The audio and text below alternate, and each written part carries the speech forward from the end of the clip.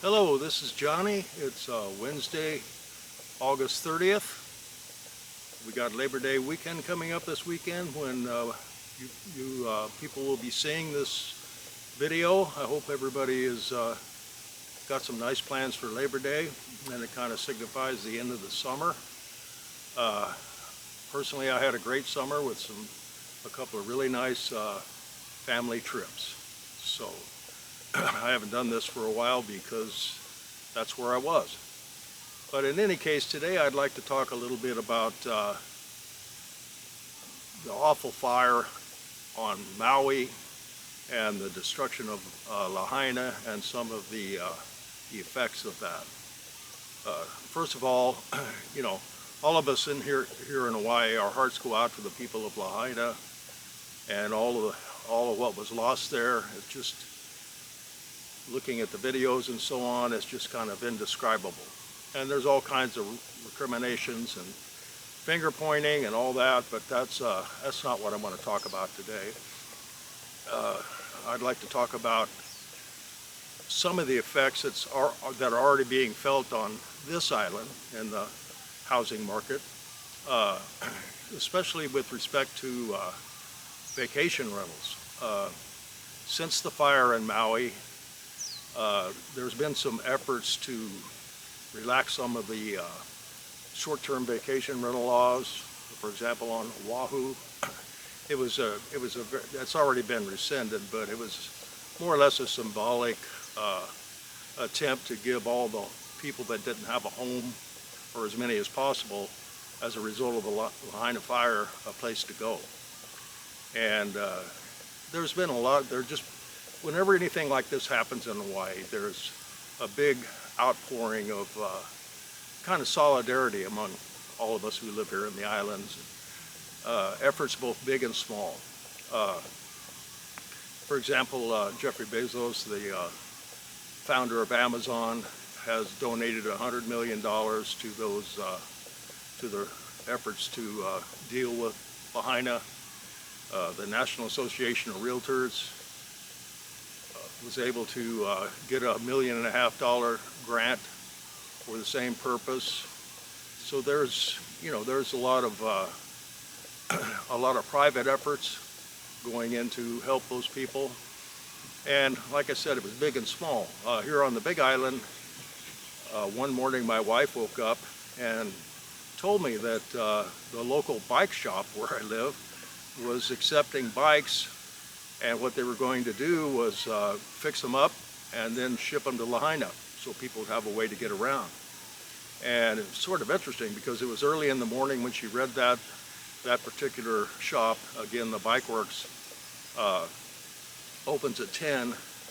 I got there at 11 to donate a bike that I had in my garage and wasn't using, and they already had 20, which is, quite extraordinary for who lives here in this resort, how many permanent residents there are, and so on and so forth. So there's many examples of Hawaiians coming together to try and do what they can with regard to this terrible tragedy. One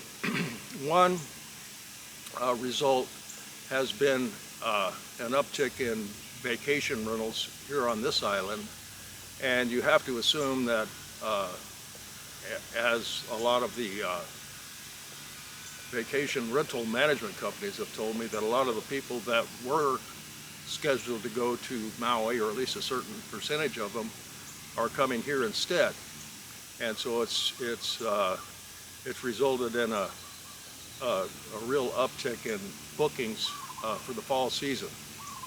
And I don't know, I mean, that's great, and I think it may have the same effect that happened during the pandemic, when this island was in many ways considered one of the safest places on the planet, and a lot of people who went to the other islands traditionally came here, and some of them liked it, and some of them stayed, and some of them bought. And this will probably be somewhat the same situation, but on a much smaller scale. And another thing that this fire highlights here is the lack of housing here in Hawaii in general. And there's, it's very, very hard to build here in Hawaii. This is some of the most regulated land, probably in the world, and certainly in the United States. And kind of ironically, a couple of weeks before the fire, the governor of Hawaii actually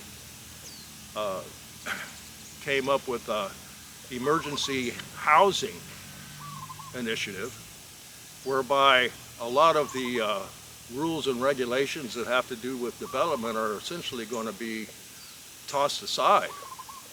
And he kind of, I don't know, he promoted some government lady to sort of be the czar to figure out how to do all this. Now, I'm sure there's going to be a lot of litigation because there's people who oppose it, and I don't know. It's really a radical step for here. But in my opinion, a radical step was what was called for, because there's a lot of people that actually leave the island or have to work 3 or 4 jobs or all kinds of things just to afford rent, let alone buying something. So I really applaud the governor for that emergency proclamation, and I hope it works. He is projecting if it would actually be implemented, that it would result in 50,000 new houses in the island that wouldn't be built otherwise. And that certainly needs to happen. Also, I was talking to some other realtors on Maui, and the one thing that they wanted me to say is that Maui is open. Yeah, there's, the area around Lahaina is off limits and will be for a long time, but that's not all of Maui. And Maui has experienced a real drop, as I said, in visitors. I read a couple of weeks ago that prior to the fire, there were 7,000 people arriving daily in Maui, and it was down to 2,000 at that time. I don't know if it's recovered or anything like that, but what those individuals wanted me to say was that Maui is open. And there's a lot of places in Maui that weren't affected by the fire, but economically, Maui, like all the islands, is highly dependent on tourism, and there's going to be a lot of pain and unemployment and a lot of negative effects of the fire if that trend continues. And so I'm telling you in this, what they told me to say is that Maui is open for business. A lot of this is the shoulder season coming up, and a lot of tourism establishments have a hard time making it through the next 3 or 4 months until the winter starts, and that will definitely be magnified on Maui if the situation doesn't change. So anyway, I hope everybody enjoys Labor Day, and I'll talk to you later. Aloha from